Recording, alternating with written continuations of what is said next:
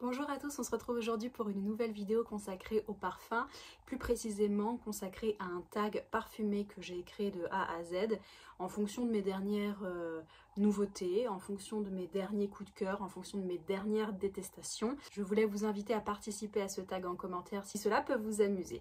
Donc on va commencer tout de suite avec la première question. Quel est le parfum qui a, à mon sens, la plus belle évolution ? J'ai choisi de ranger dans cette catégorie un parfum de la maison Oryza Legrand que j'ai eu la chance de découvrir en échantillon et ça a été un coup de cœur, on va dire, à retardement. Au début, je le trouvais assez sombre, assez fermé. J'avais du mal à rentrer dans l'univers, j'avais du mal à comprendre également le nom, j'avais du mal à comprendre l'univers de ce parfum et ça n'a pas été un coup de cœur voilà, immédiat. Et c'était assez étrange dans la mesure où les clients d'Oryza Legrand généralement ont une grande préférence pour ce parfum, donc c'est vrai que j'ai eu du mal à accrocher. Et en fait, en le portant, c'est vraiment à l'apparition des notes de cœur et des notes de fond que ça m'a transporté. Donc le parfum, c'est celui-ci, c'est le Régent de la maison Oryza Legrand et c'est une évocation du Régent, le diamant de 140 carats,5, l'un des plus purs du monde, si ce n'est le plus pur, qui est superbe et qui, il me semble, est visible dans la galerie Apollon du musée du Louvre. Voilà, si un jour vous voulez aller jeter un œil sur ce Régent. Et c'est un hommage parfumé que la maison Oryza Legrand a créé autour de ce diamant, avec une évocation très baumée, très cuirée, très vanille de ce parfum. C'est un parfum que je ne saurais décrire. Je trouve qu'au premier abord, on a une note de parquet très chocolatée. Et au fur et à mesure de la journée, en fait, il va évoluer vers une vanille cuirée. Et il a une excellente tenue, c'est un parfum qui est très original. C'est un parfum qu'on n'a vraiment pas l'habitude de sentir partout. Il a un côté très cuiré qui peut rappeler certains parfums un peu désuets qu'on a eu l'habitude de sentir enfant, par exemple. Mais il est contrebalancé avec cette note de benjoin. Donc c'est un chocolat très baumé, très vanille, avec un côté un petit peu apothicaire. Voilà, ce serait vraiment la description du Régent que je pourrais en faire parce que c'est un parfum qui est très original et qui, à mon sens, pourrait plaire à pas mal de personnes sans que ce soit vraiment le type de parfum qu'on sentirait à tous les coins de rue. Donc ça, pour moi, c'est l'un des parfums récemment que j'ai découvert ces derniers mois et qui a une évolution franchement superbe. Deuxième question, quelle est la plus belle nouveauté ? Je suis allée faire un tour récemment dans toutes les petites boutiques de parfums qu'on peut découvrir et j'ai mis le nez sur un parfum, sur un nouveau parfum de la maison L'Occitane. L'Occitane, j'en parle pas souvent, mais vous savez que j'ai des références que j'adore. Je trouve que ce sont d'excellents rapports qualité-prix. Et je pense notamment à l'eau des beaux de l'Occitane qui est une valeur sûre pour les hommes et pour les femmes, hein, qui existe depuis des années et qui est magnifique et un excellent rapport qualité-prix. J'ai moi-même porté d'autres créations qui n'existent plus aujourd'hui malheureusement, mais j'ai découvert il y a 3 semaines, un mois, la nouveauté qui s'appelle Mélilo. Alors je ne sais pas si ça se prononce Mélilotte ou Mélilo, c'est un parfum en hommage à une fleur qui ressemble un peu à l'arnica, qui est une grosse fleur à pétales jaune-orange, et qui a une senteur très lactée, très céréalière. Et quand j'ai senti ce parfum, je l'ai trouvé très original, très réussi, je l'ai trouvé très agréable également. J'adore les parfums, moi, qui ont une note céréale, qui ont une note lactée, et je pense que c'est un accord foin, noisetier, mélilo qui fait que ça rend ce parfum très baumé et en même temps très lacté. Si vous connaissez et vous appréciez le baume nettoyant de chez Oh My Cream, qui a justement une odeur un peu avoine, céréale, je pense que vous allez aimer ce parfum. C'est très particulier. C'est un accord foin lacté avec une évocation par exemple de tonka de réminiscence. On est dans ce côté un petit peu mielé, même s'il n'y a pas de miel à proprement parler dans la composition. Moi, c'est vraiment ça quoi ça me fait penser, c'est un accord miel-lait. Et voilà, je vous invite à aller la découvrir si vous ne la connaissez pas. Moi, j'ai pas craqué sur ce parfum, mais j'ai trouvé que c'était assez intéressant d'en faire mention parce que ça dénote franchement de toutes les nouveautés qui peuvent sortir en mainstream. Troisième question, le meilleur rapport qualité-prix. C'est un parfum que je ne possède plus aujourd'hui, mais dont je vous ai parlé maintes et maintes fois. Vous allez très vite comprendre, et c'est pour ça que je ne vais pas m'éterniser sur ce parfum. Pour moi, c'est la fleur d'oranger de chez Panier d'Essence, qui est une évocation fleur d'oranger, miel, jasmin. Donc c'est une fleur d'oranger qui est très orientale, très collante, qui a une profondeur dans le temps. C'est pas juste une fleur d'oranger statique et verte. C'est une fleur d'oranger qui est très mielée et légèrement gourmande. Pour moi, c'est un très bon rapport qualité-prix. On ne culpabilise pas de s'en asperger.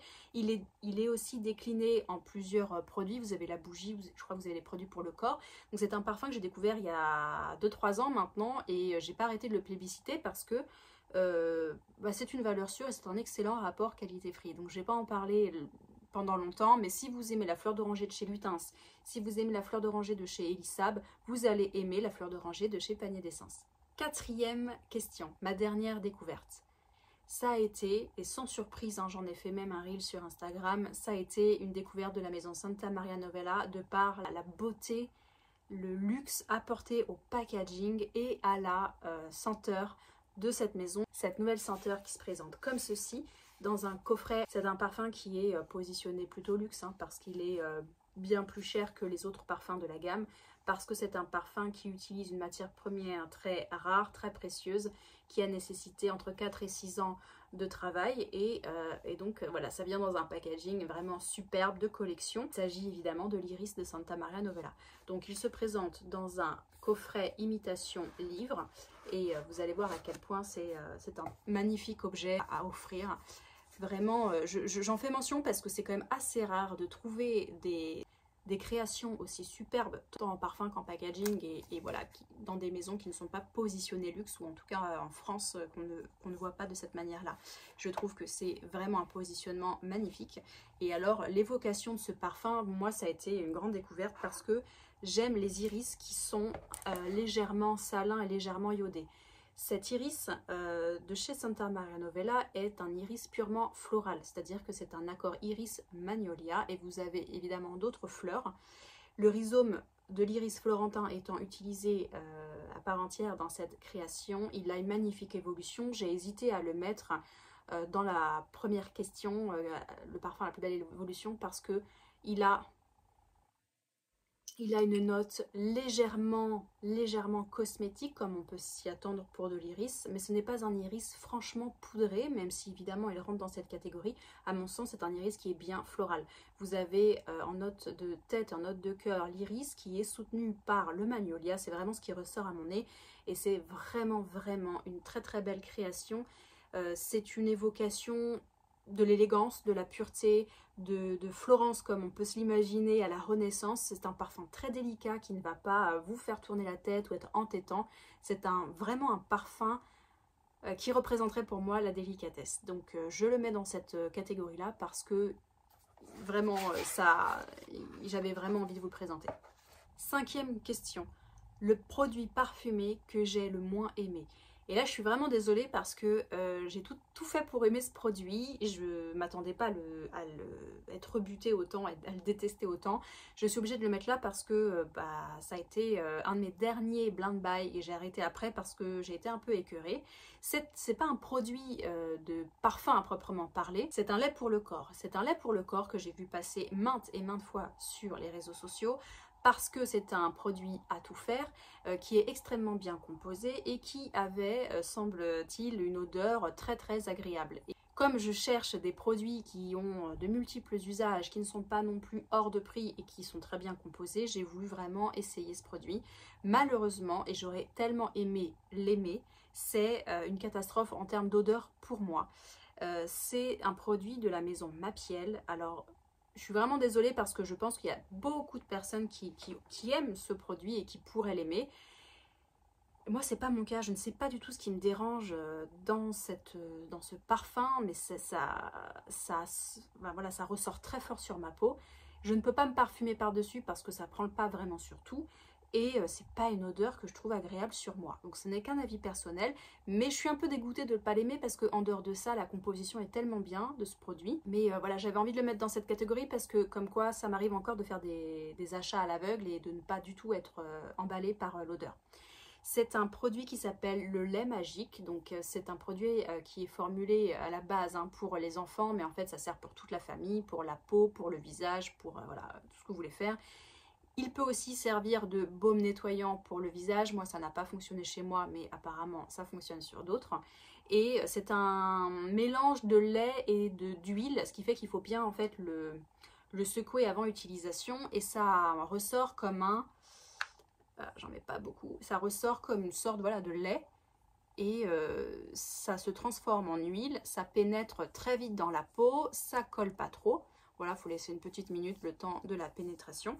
Et puis voilà, c'est blindé d'huile végétale, d'huile avec des propriétés très intéressantes pour la peau, du visage et du corps. Et c'est aussi formulé à base de cire d'abeille. Et je pense que c'est cette odeur de cire d'abeille qui, pour moi, m'écoeure. Ça, je supporte pas cette odeur. C'est vraiment une odeur que j'associe à l'encaustique.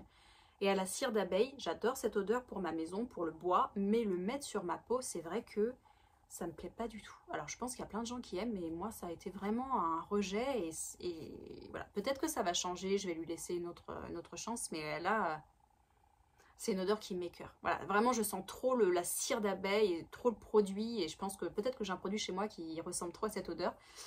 Voilà, donc je suis dégoûtée parce que vraiment c'est un produit qui est super pour plein de personnes et qui a beaucoup de bonnes propriétés, mais pour moi en tout cas l'odeur fait que je ne peux pas l'utiliser. C'est pas possible, malheureusement c'est vraiment pas possible. Peut-être que le nez évoluera et que dans quelques mois je pourrai le porter avec plaisir, mais pour le moment je le mets de côté parce que je ne peux pas. Enfin, 6e et dernière question, quel est le parfum d'intérieur que vous auriez voulu porter sur votre peau? Et moi, sans grande surprise, c'est encore un parfum que je vous ai présenté plein de fois sur le canal Instagram. Il s'agit d'un parfum d'intérieur de la maison Serge Lutens et c'est le parfum qui s'appelle la maison écossaise. J'ai adoré ce parfum, je l'ai très vite terminé, j'ai hésité à m'en faire un stock. Bon, pour le moment, j'ai plein de choses à terminer, donc je ne l'ai pas fait. C'est un parfum qui évoque un homme avec un gros pull en laine qui boit son whisky au coin du feu. Et c'est un parfum très liquoreux, très ambré, avec un aspect vanillé qui est très chaud et qui est parfait pour l'automne-hiver et surtout pour cet hiver. Donc j'ai gardé le flacon parce que j'aime tellement l'odeur, je voudrais m'en rappeler. C'est un parfum qui évoque également des notes de châtaigne et c'est une note que j'ai du mal à retrouver en parfumerie. Liquoreux châtaigne, pour moi c'est un accord gagnant. C'est comme le thé à la châtaigne, j'adore ça. Et ça, on sent bien vraiment ces notes avec le whisky écossais. J'aurais vraiment aimé retrouver ces notes dans un parfum et j'aurais aimé que ce parfum soit décliné pour le corps. Donc vraiment peut-être qu'un jour ça existera. Mais je voulais vraiment le mettre ici parce que j'ai adoré ce parfum d'intérieur. Voilà, c'est tout pour ce tag parfum. Si vous voulez participer, je vous invite à répondre aux 6 questions en commentaire et nous pourrons discuter si vous le souhaitez. En attendant, je vous dis à bientôt pour une prochaine vidéo. Ciao!